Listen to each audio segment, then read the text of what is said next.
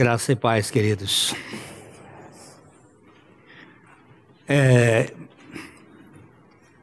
A minha sala estava com um cheiro de mofo muito forte. E aí resolveram fazer uma limpeza lá para tirar uma porção de coisa, mas tem uma infiltração na parede.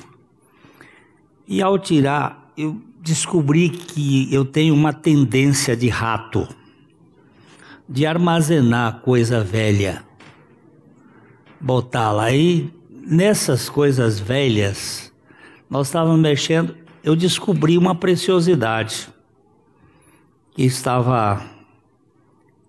tinha sido digitado, eu ia dizer datilografado, tinha sido digitado e tinha se perdido ali dentro.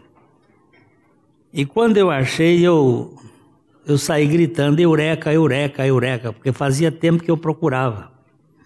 É um livro do pastor Abuchaim, chamado A Graça de Deus, A Graça Plena de Deus.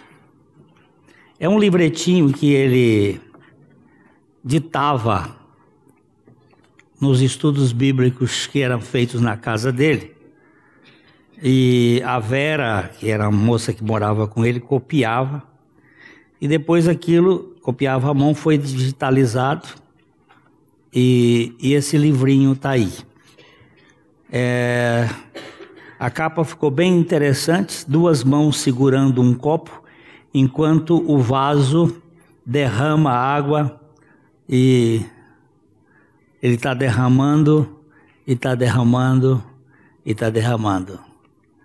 Nós temos um cântico do cantor cristão que diz: chuvas de bênçãos teremos, chuvas de bênçãos dos céus. Gotas apenas nós temos, chuvas rogamos a Deus. Eu não gosto de gota, eu gosto de chuva, chuva plena.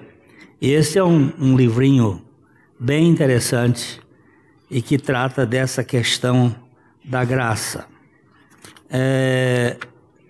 Ele conta aqui a história que Moody, o grande evangelista, disse que uma menina de 4 anos afastou-se de sua mãe em meio a uma congregação, uma multidão de gente, e a mãe ansiosa procurou-a em vão.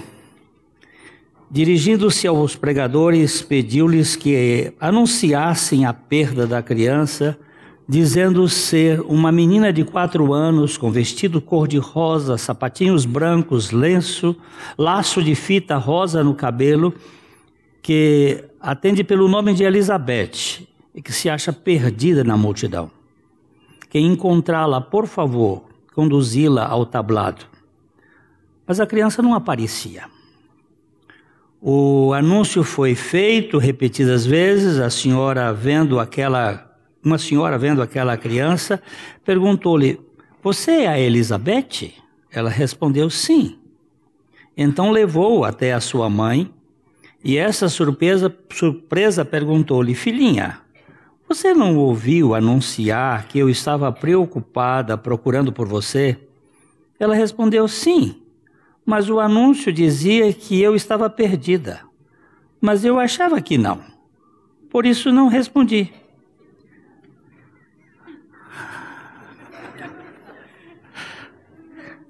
Se alguém não se considera pecador perdido, não está qualificado para experimentar a salvação de Jesus. A graça é para o perdido. Se você não acha que é um perdido, o que adianta pregar graça para você? Não tem graça nenhuma. Mas aquele perdido, aquele que se acha perdido, sabe o valor da graça. Hoje alguém me perguntou assim: pastor, o senhor vai à rua? Vou. Mas um pastor vai nessas manifestações? Eu disse: não sei se o pastor vai, mas o cidadão vai. Eu sou um cidadão brasileiro e nessa situação em que nós estamos vivendo, eu quero dar minha cara. não posso ser omisso. Nós temos um país que foi dilapidado, que foi aviltado, e não é fácil. E eu sei que o comodismo faz muitas pessoas dizer, deixa isso para lá. Mas eu estou dizendo isso aqui porque a pergunta me foi feita e eu quero dizer que eu estou comprometido com o meu país e orando por ele todas as madrugadas para que Deus manifeste um avivamento no país, na igreja, na minha família, na minha vida. E que cada um de nós experimente a suficiência do Senhor. Muitas vezes o povo passa por certas lutas porque não faz aquilo que a palavra de Deus, orar pelas autoridades, por aquelas pessoas que exercem a governabilidade do país. A gente não tá tudo bem, tá bom. Ok, essa aqui é as três últimas parábolas do capítulo 13 de Mateus. Nós já vimos que o capítulo 13 de Mateus, ele tem 7 parábolas. Analisamos as 4 primeiras e agora estas 3 últimas. As parábolas de realidades escondidas. As 3 últimas parábolas do capítulo 13 de Mateus falam de coisas que encontram-se ocultas. Há certas realidades que não vemos no primeiro plano. Vamos, portanto, dar uma pesquisada nestas parábolas, tomando emprestado, de antemão, os argumentos do Dr. William MacDonald, que me soam muito adequados à minha compreensão. Esse é um dos teólogos que eu gosto de pesquisar, pela sua sobriedade, pelo seu equilíbrio, pela sua capacidade de enfocar as coisas. Eu sempre me recordo de uma expressão de Albert Einstein, quando estavam fazendo certas louvações a ele, ele disse assim: nós somos pigmeus em pescoço de gigantes. Se estamos mais altos, é porque fomos colocados no pescoço de alguém mais alto do que nós. Então, ninguém é original. E nós temos que buscar fontes. Mas precisamos de fontes que sejam seguras, para não andarmos feito biruta tonta, que vai virando ao sabor do vento. Então, eu gosto muito dele. Precisamos examinar a letra, embora precisemos ir além da letra, pois a letra mata, mas o espírito vivifica. As parábolas têm uma mensagem para o seu tempo e outro para a história em qualquer tempo. E sempre há algo que se encontra oculto. Vocês se lembram que o Senhor Jesus falando sobre a parábola? Vamos abrir aí, por favor. Procura aí, Mateus 13. Mateus, hein? É 13:10?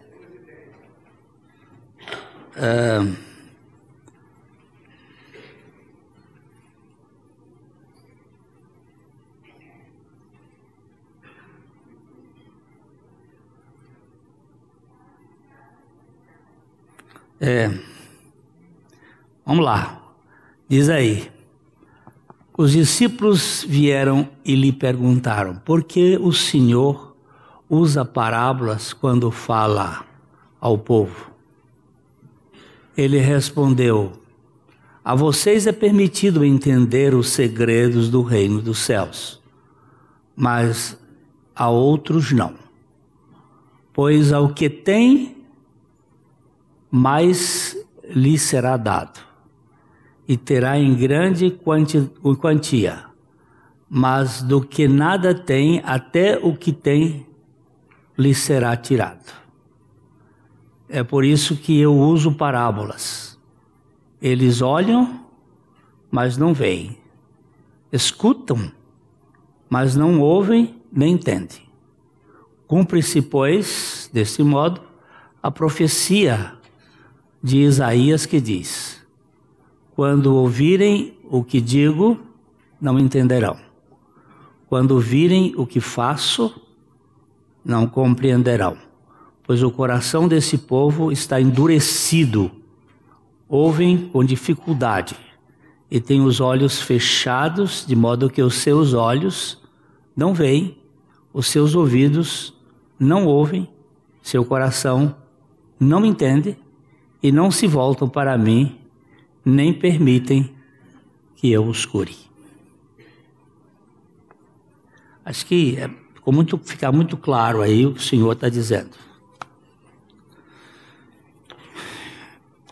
Agora, também está cheio de vezes que ele diz: quem tem ouvidos para ouvir, ouça.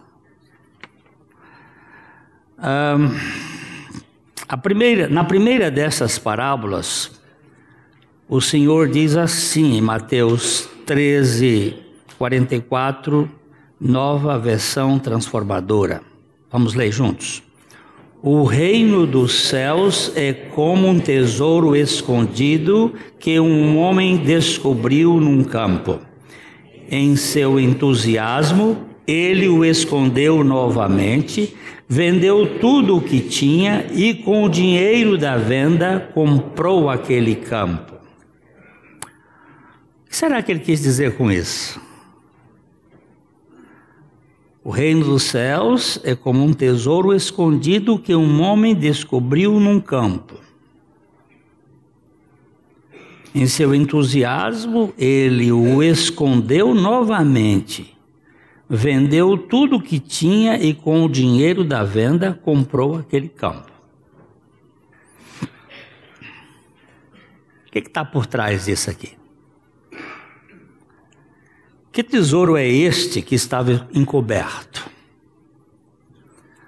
As parábolas do capítulo 13 de Mateus até agora ensinaram que haverá bem e mal no reino, súditos, justificados e injustos.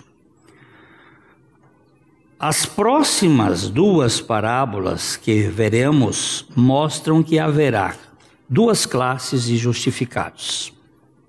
Os crentes judeus durante o período antes e depois da era da igreja, e os crentes judeus e gentios durante a era da igreja. Nem todo o povo judeu era salvo. Ele era um povo escolhido, mas nem todos eram salvos. Haviam os justificados entre o povo judeu do Velho Testamento. Aquela turma, que a gente tem uma ideia assim, o arrebatamento da igreja, por exemplo. O arrebatamento da igreja, Deus vai arrebatar todo mundo. Não. Deus vai arrebatar a igreja dos salvos, porque tem uma igreja aí que é o joio. Essa turma não vai ser arrebatada, vai ser arrebentada. E nos judeus, havia judeus que eram salvos e judeus que não eram salvos. Então, antes da era da igreja, havia os judeus salvos e não salvos. Aqueles lá, judeus salvos, eram justificados por Deus. Na época da igreja, nós temos judeus justificados e judeus não justificados. E temos, dentro da igreja, cristãos justificados e a turma do joio. Eu não vou chamar cristão não justificado, porque seria um absurdo. Mas é uma turma que está aí dentro da igreja, mas nunca experimentou justificação. Então, vamos guardar isto. O povo judeu era uma nação escolhida por Deus para o advento do Messias. Mas nem todo israelita era salvo e justificado. O mesmo pode ser visto na igreja. Há pessoas de conduta ilibada, imoral, irretocável, embora nunca tenha nascido de novo. Você concorda com isso? Estou dizendo bobagem aqui? Não. Às vezes a gente se preocupa muito com a conduta, mas a conduta é importante? É importante. Mas há uma coisa que vai além da conduta. É a fé, é a crença, é o depender, é a confiança no Senhor, de todo o nosso coração. Nesta parábola do tesouro, Jesus compara o reino ao tesouro escondido em um campo. Um homem o encontra, esconde e depois vende tudo o que tem e compra aquele campo. Sugerimos que esse homem seja o próprio Senhor Jesus, que paga um alto preço pelo campo, isto é, pelo mundo onde está o seu tesouro encoberto. Ele paga um preço impagável. O tesouro, a meu ver, representa o remanescente piedoso dos judeus crentes que existia durante o ministério terreno de Jesus e existirá novamente depois que a igreja for arrebatada deste mundo. Creio que Israel é esse tesouro oculto, pois o Senhor escolheu Jacó para si. Israel é o seu tesouro especial. Salmo 135, 4, vocês não leram comigo.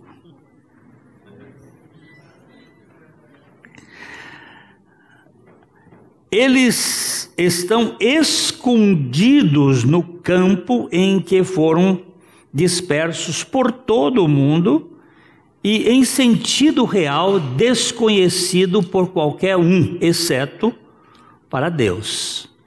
Jesus é retratado como descobrindo esse tesouro, depois indo para a cruz e dando tudo o que possuía para comprar o mundo. Vamos ver 2 Coríntios 5, 19. 2 Coríntios 5, 19.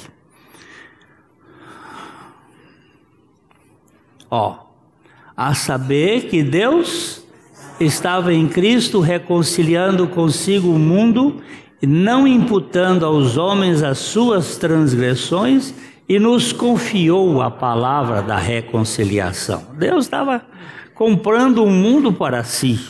Deu tudo. Deu tudo. Onde o tesouro estava escondido era no mundo. A gente tem que entender que Deus escolheu Abraão. Aí de Abraão, ele meteu os pés pelas mãos, veio Ismael com a escrava. Depois Deus diz para Abraão, quando ele estava com 99 anos, já fora da partida, sem condições de gerar filho, e a mulher do outro lado do rio, ele diz assim, vocês é que vão ser pais. E aí veio Isaac. O Isaac teve 2 filhos, e Deus escolhe o Jacó. Eu não escolheria Jacó, mas Deus escolheu. Porque a Bíblia diz que Deus escolhe os que não são, para confundir os que são. Jacó teve 12 filhos e Deus escolheu Judá. De Judá, Deus escolheu Davi, lá mais para frente. De Davi, Deus escolheu Jesus, lá mais para frente, para vir. Jesus é da descendência de Davi. Então Deus pega umas pessoas, Ele é soberano. E nós vemos aí que a turma que Deus escolheu é o povo dele, aquele povo que ele vai participar deste reino. Israel é o povo de Deus, mas no tempo de Roboão, filho de Salomão, filho de Davi, Salomão é filho da mulher com quem Davi cometeu um adultério. Como é que era o nome dela? Berseba. Depois aquela criança nasceu e morreu. Depois ele teve um outro filho com ele, que foi Salomão. Salomão construiu o templo. Salomão teve um filho, Roboão, que acabou pesando a mão nos impostos. Era mais ou menos assim. No tempo do rei, do faraó, José colocou o imposto em 20%.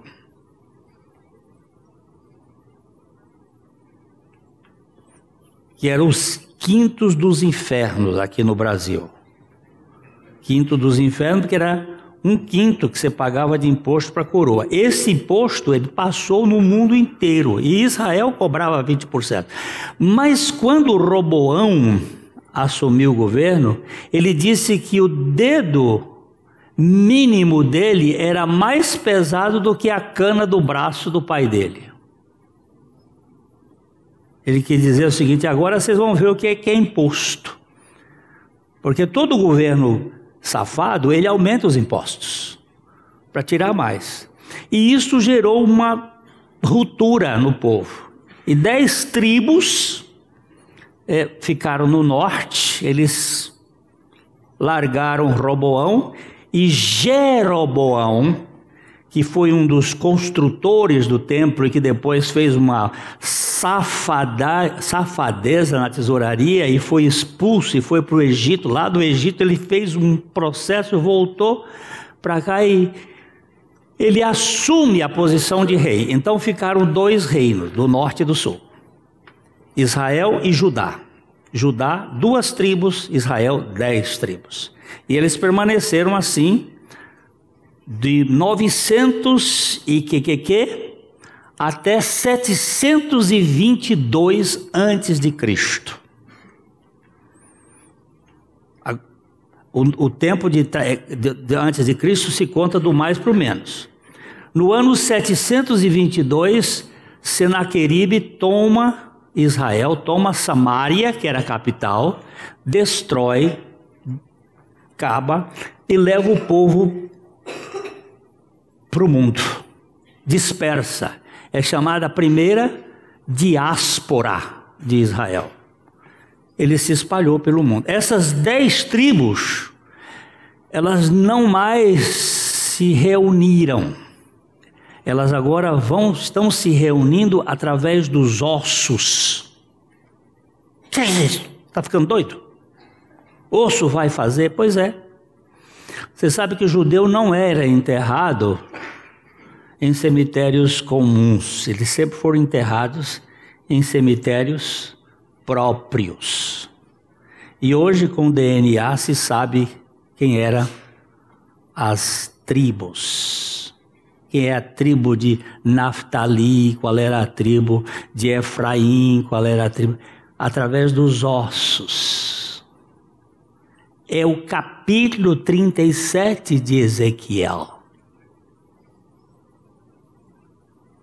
Poderão esses ossos reviver?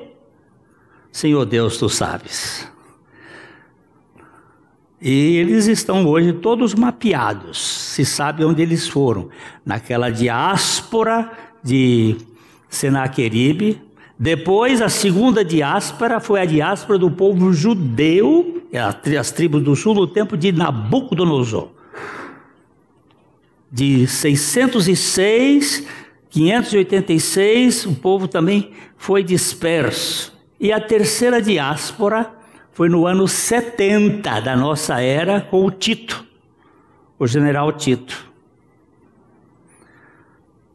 E o judeu ficou espalhado pelo mundo. E Jesus pagou um grande preço. para a redenção, tanto de judeus como de gentios. Então, quando você entende que o mundo é o campo onde estava o tesouro escondido, que só Jesus podia ver, porque ninguém via, porque Jesus, como um judeu, ele ama o seu povo judeu, ama de coração, deu a vida por eles. Um dos choros de Jesus, quando ele, lá de cima do Monte das Oliveiras, ele olhava para Jerusalém, do outro lado do Vale do Cedron, ele dizia assim: Jerusalém, Jerusalém, que matas os profetas e apedreja os que te são enviados.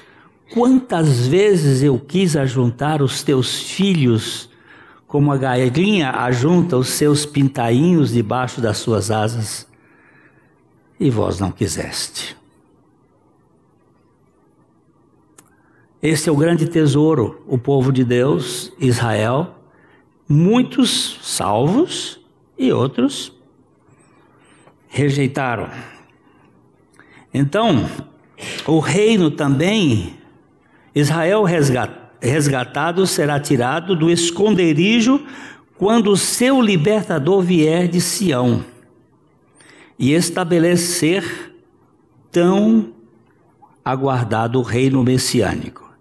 Essa parábola às vezes é aplicada ao pecador desistindo de tudo para encontrar a Cristo o maior tesouro. Mas esta interpretação viola a doutrina da graça, que insiste que a salvação é sem preço.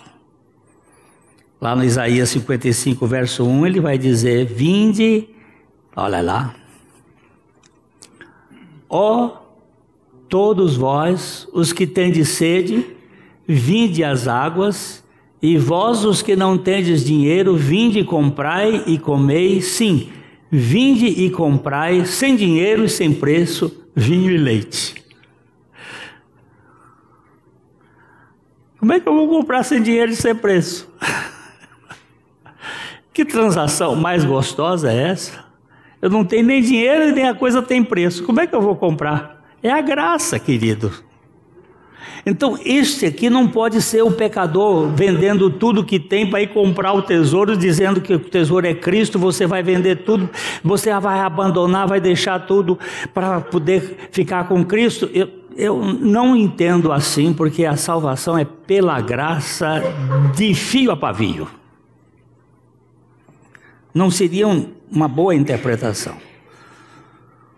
O reino também é comparado em outra parábola ao mercador. Agora presta atenção, aqui muda a outra parábola. O reino é comparado ao mercador que procura belas pérolas. Quando encontra uma pérola de valor incomum, ele sacrifica tudo que tem para comprá-la. Este é outro enfoque do projeto redentivo do povo de Deus. Parece que é a mesma coisa, não é? Um tesouro escondido e agora uma pérola. Essa pérola também está escondida. Ele encontra a pérola. Então vamos ler aqui os versículos 45, 46, Mateus 13. O reino dos céus também é como um negociante que procura pérolas da melhor qualidade. Quando descobriu uma pérola de grande valor, vendeu tudo o que tinha e com o dinheiro da venda comprou a tal pérola. O outro comprou o campo, escondeu o tesouro e depois ele vem cuidar do tesouro dele, que eu acredito que seja no reino milenar. O povo judeu vai estar lá junto. Aqui é outra coisa. Há um hino que diz o seguinte: eu encontrei a pérola de maior preço. E neste hino quem acha a joia é o pecador e a pérola é o Salvador.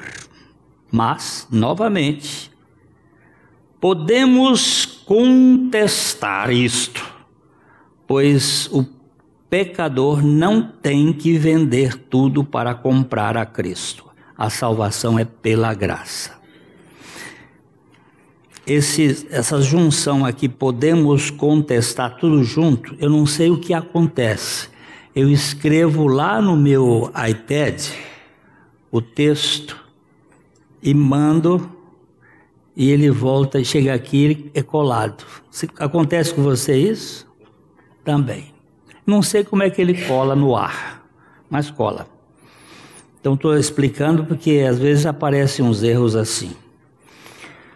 Nós preferimos crer que o comerciante seja o Senhor Jesus, e a pérola de grande preço é a sua igreja. No Calvário, ele depositou tudo o que tinha para comprar esta pérola. Assim como uma pérola é formada dentro da ostra, através do sofrimento causado por uma irritação, a igreja foi formada pelos ferimentos dos cravos no corpo do Salvador. É interessante que na parábola do tesouro, o reino foi comparado ao próprio tesouro. Aqui, o reino não é comparado à pérola, mas ao mercador. Por que essa diferença? O reino lá na primeira parábola é comparado ao tesouro, e aqui não é comparado à pérola, mas ao mercador. Aqui nós vemos o Senhor dando tudo para buscar a sua igreja, a sua noiva. Na parábola anterior, a ênfase está no tesouro, o Israel redimido. O reino está intimamente ligado à nação de Israel.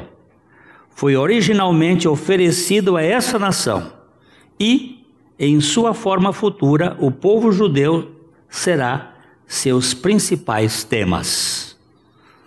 Deus nunca abandona aquele a quem ele escolheu. E o povo de Israel faz parte desse projeto, porque a Bíblia diz que Deus, ele faz com que a maldição caia até a terceira e quarta geração daqueles que o aborrecem, mas a bênção até 1000 gerações dos que o amam. É muito interessante esses exageros de Deus. Ele tem o julgamento sobre medida, mas a graça é plena.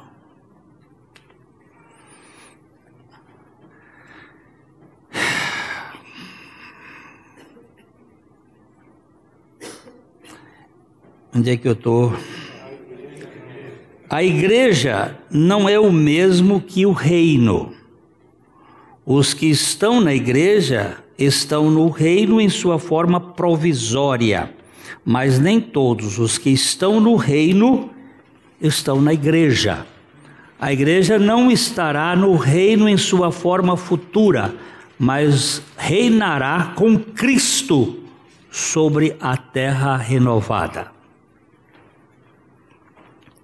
A ênfase na segunda parábola está no próprio rei e no tremendo preço que ele pagou para conquistar e ganhar uma noiva que compartilharia sua glória no dia da sua manifestação, que eu creio que seja o reino milenar dele aqui na terra.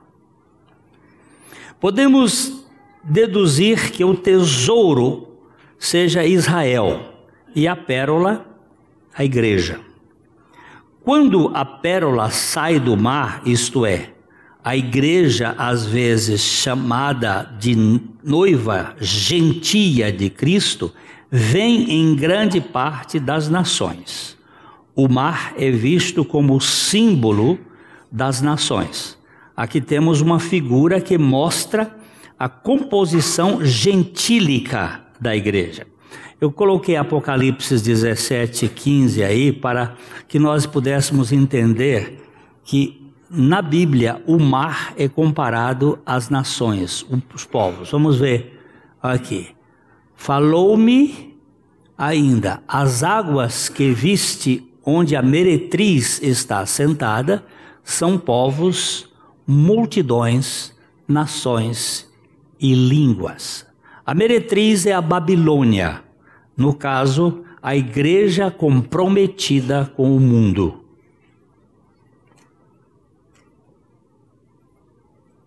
A igreja humanista,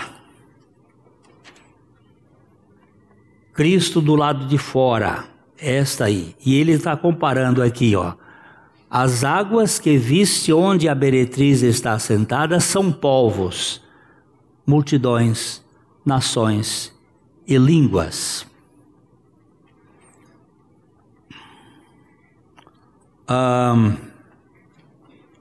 Isso não desconsidera o fato de que existem israelitas convertidos, mas apenas declara que a característica dominante da igreja é que é um povo chamado das nações para o seu nome. Vejamos Atos 15, 13 e 14. Depois que eles terminaram, falou Tiago dizendo: irmãos, atentai nas minhas palavras. Expôs Simão como Deus primeiramente visitou os gentios, a fim de constituir dentre eles um povo para o seu nome. Então, a igreja foi tirada das nações através do sacrifício de Jesus Cristo. Assim como Israel foi guardado no mundo para o tempo do reino. A última parábola, não. Thomas Brooks sustentava: a graça transforma fichas em moedas de ouro, pedregulhos em pérolas, doença em saúde, fraqueza em força e miséria em abundância. A igreja é a pérola de grande valor retirada das nações por meio do sacrifício do Cordeiro. A última parábola da série das realidades secretas compara o reino dos céus a uma peneira ou rede de arrasto que foi lançada ao mar e reuniu peixes de todo tipo. Os pescadores separaram os peixes, guardando os bons em recipientes e descartando os maus. Vamos ler juntos Mateus 13, 47 e 48. O reino dos céus é ainda como uma rede de pesca que foi lançada ao mar e pegou peixes de todo tipo.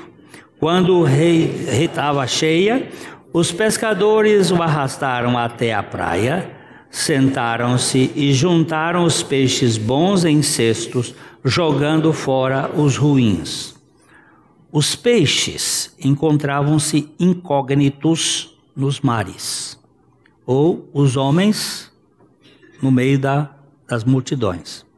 Quando a rede pegou peixe bom e peixe, pegou baiacu, né? Baiacu não, um peixe venenoso, se é um peixe ruim. Pegou tainha e pegou vermelho e pegou, quem sabe peixe bom aí? Robalo, e pegou também piranha no mar não tem mais. Pegou peixe ruim. Nosso Senhor interpreta a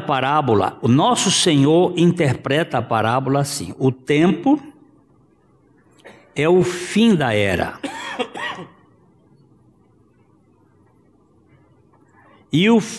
É o fim da era, isto é, o fim do período da tribulação.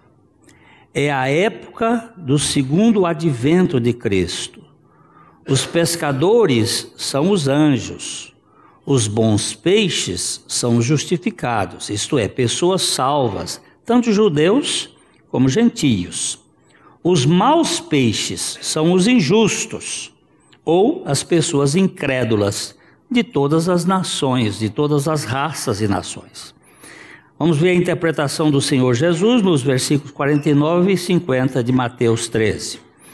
Assim será no fim dos tempos.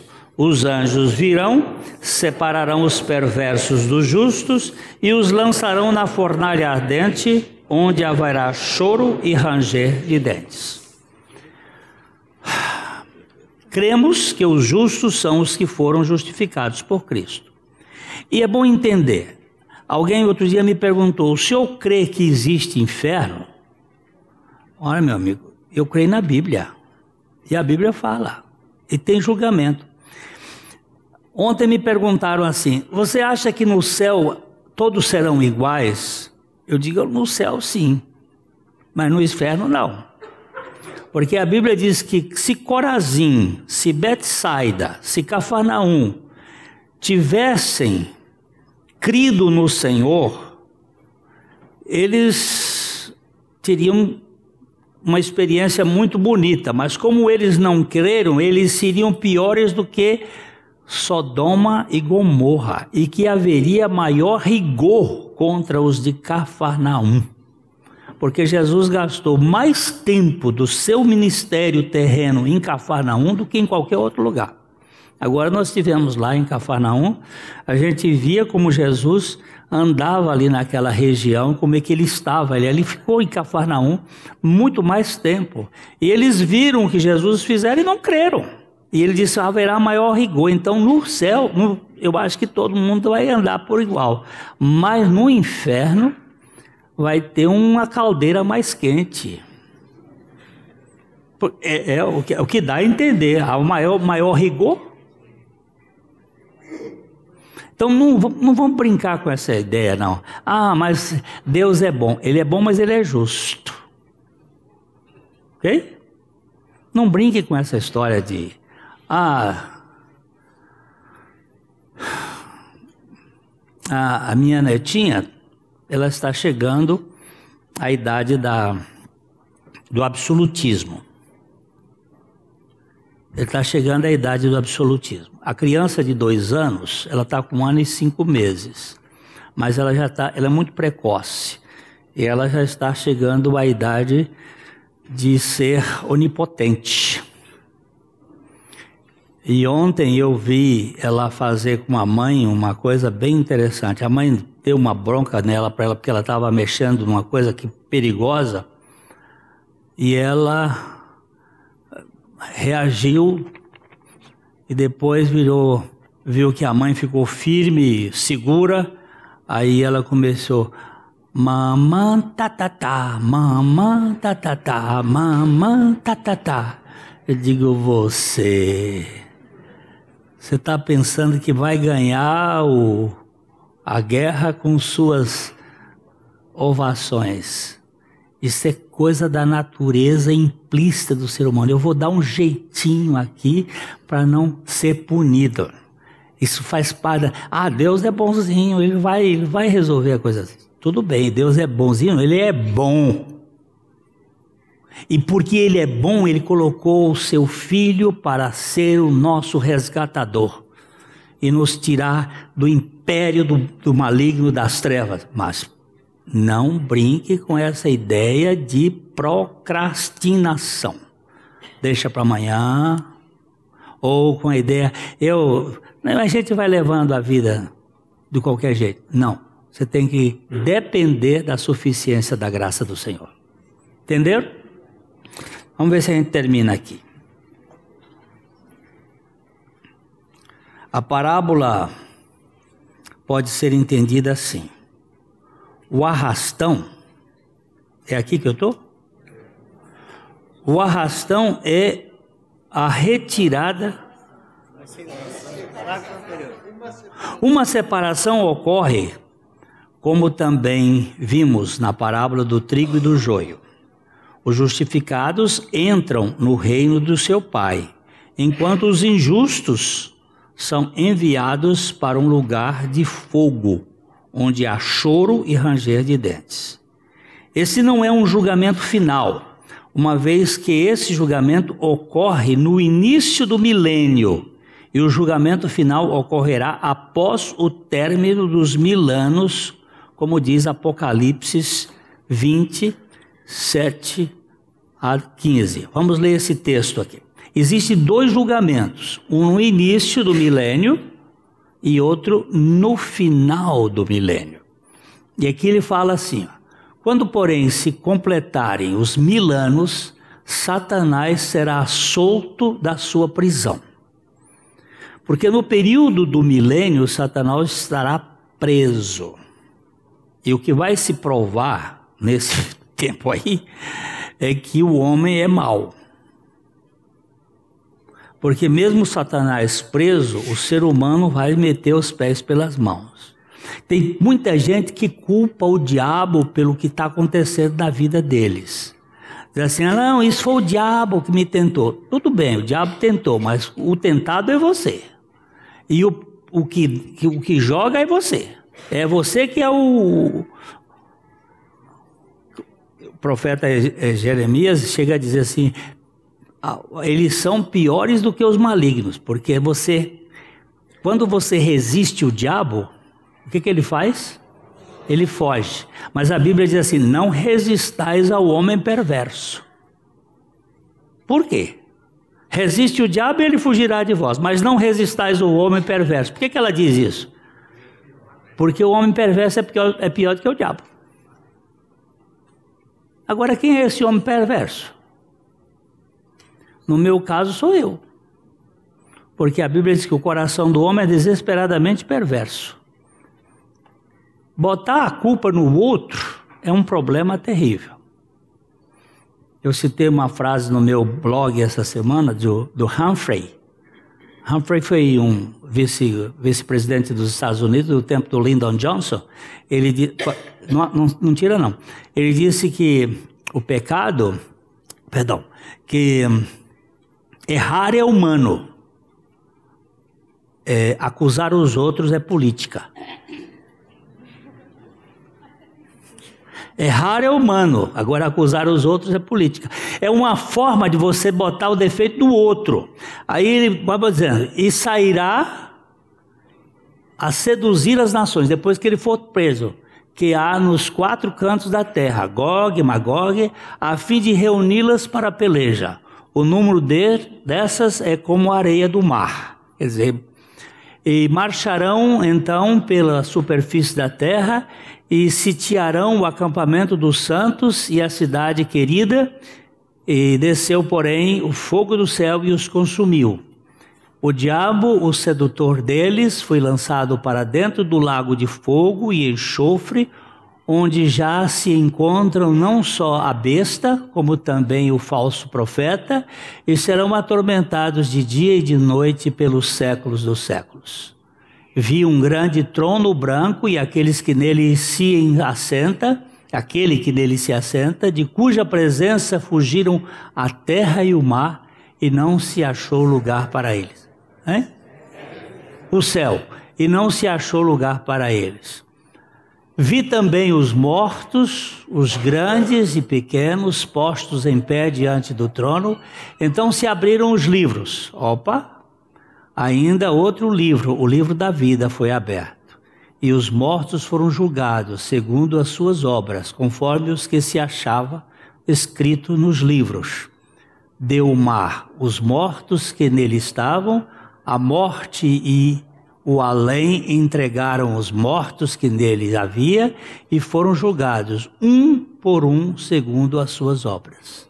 Então a morte e o inferno foram lançados para dentro do lago de fogo. Esta é a segunda morte, o lugar do fogo, o lago de fogo. E se alguém não foi achado escrito no livro da vida, esse foi lançado para dentro do lago de fogo. Está escrito, não está? É assunto pronto. É só não brincar com a Bíblia. Vamos terminando aqui. A parábola pode ser entendida assim. O arrastão é a retirada dos peixes do mar, o qual, como vimos, representa as nações.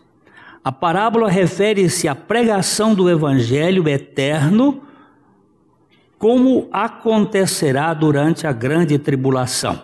Apocalipse 14, 6 e 7. Vi outro anjo que voava no ponto mais alto do céu, levando as boas novas eternas para anunciá-las aos habitantes da terra e toda nação, tribo, língua e povo. Temam a Deus, dizia em alta voz. Deem glória a Ele, pois chegou o tempo em que Ele julgará a humanidade. Adorem aquele que fez os céus, a terra, o mar e todas as fontes de água. Tudo isso não pode se referir ao tempo presente de Jesus, nem à igreja, mas ao tempo em que o reino estiver prestes a ser estabelecido. Os anjos serão usados, como é visto claramente no livro de Apocalipse. Os ímpios serão lançados na fornalha de fogo e os justificados permanecerão na terra pelo reino milenar. Essas três parábolas falam dos propósitos de Deus ocultos em mistério para a salvação de um povo, tanto de judeus como de gentios, para formar a assembleia de todos os redimidos na Nova Jerusalém. Apocalipse 21, 1 e 2. Então vi um novo céu e uma nova terra, pois o primeiro céu e a primeira terra já não existiam, e o mar também não mais existia. E vi a cidade santa, a nova Jerusalém, que descia do céu da parte de Deus, como uma noiva belamente vestida para o seu marido. Eis o grande mistério. A nova Jerusalém é a noiva do Cordeiro. Esta cidade, que é composta de todos os cidadãos redimidos, de todas as eras, expressa a glória de Cristo por meio da sua estrutura e dos seus habitantes. Aleluia ao Cordeiro. Apocalipse 21, 22, 26, vamos dar uma olhadinha, que já estamos no finalzinho, você tem mais paciência. Nela, isto é, na Nova Jerusalém, não vi santuário, porque o seu santuário é o Senhor, o Deus Todo-Poderoso, e o Cordeiro. A cidade não precisa nem de sol, nem da lua, para lhe dar em claridade, pois a glória de Deus a iluminou, e o Cordeiro é a sua lâmpada. As nações andarão mediante a sua luz, e os reis da terra lhe trazem a sua glória. As suas portas nunca jamais se fecharão de dia, porque nela não haverá noite. E lhes trarão a glória e a honra das nações. Isso é lindo. Isso é muito precioso. É maravilhoso. Esta coleção das 7 parábolas do livro de Mateus, nós temos 3 grandes discursos, o terceiro grande discurso de Jesus nesse evangelho.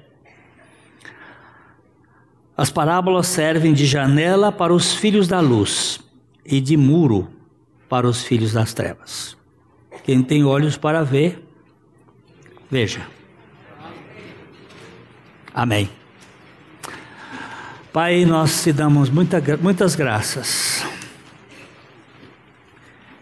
porque ainda que não possamos nem entender, nem explicar a grandeza da tua palavra e do teu método redentivo, tu nos deste a condição de crer na suficiência do Senhor Jesus. Nós te damos muitas graças, porque nele nós estamos seguros. Ele é a nossa fortaleza, é o nosso socorro bem forte na angústia. Porque não temeremos, ainda que a terra se abale e os montes estejam revoltados e as águas espumejem, mas nós estamos gratos porque podemos aquietar e saber que o Senhor é Deus e que em Cristo Jesus nós fomos redimidos para uma redenção eterna. Dá a luz para aqueles corações a quem o Senhor mesmo há de tocar nesta manhã. E não somente estes, mas aqueles que ouvirem essa palavra, que ganharem a redenção que vem do Senhor, para a glória do Senhor, em nome do Senhor. Amém. A Livraria PIB Londrina procura selecionar cuidadosamente seus títulos e autores a fim de oferecer um conteúdo alinhado com o Evangelho de Jesus Cristo. Bíblias, livros de teologia, devocionais, literatura infantil, biografias, comentários bíblicos e muito mais. Dispomos também de um acervo de CDs e DVDs das mais de 5.000 mensagens ministradas na Primeira Igreja Batista em Londrina. Visite a Livraria PIB Londrina e conheça ainda mais. Livraria PIB Londrina, de segunda a sexta, das 13h30 às 18h. Endereço na Avenida Paraná, 76A, próximo ao Calçadão, bem no centro de Londrina. Ligue para 3372-8921 ou acesse o site www.livrariapiblondrina.com.br.